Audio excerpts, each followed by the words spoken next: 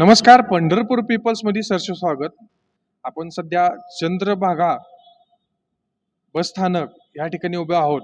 माजी मुख्यमंत्री उद्धवजी साहेब ठाकरे यांच्या संकल्पनेतून हे बस स्थानक उभं झालेलं आहे आणि सर्वात महाराष्ट्रातलं मोठं बस स्थानक होण्याच्या मार्गावर आहे. ह्याचं काम पूर्ण झालेलं आहे.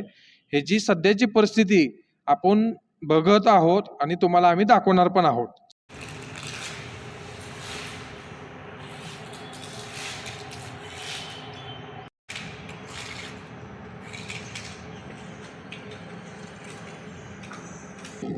ह्याची परिस्थिती अशी झालेली आहे की अक्षरशः धुळीचं साम्राज्य ह्या बसस्थानकावर झालेलं आहे आणि फक्त ह्याचा वापर वारीपुरता होतो.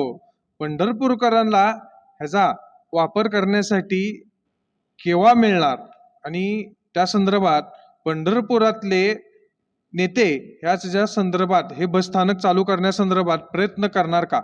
हे बसस्थानक एवढ्या मोठ्या स्वरूपात बांधलेलं आहे पण अक्षरशः धुळीच्या साम्राज्यात पडलेलं आहे. एकमेकाच्या हेवेदाव्यामुळे हे बसस्थानक बंद असल्याचे दिसून येत आहे.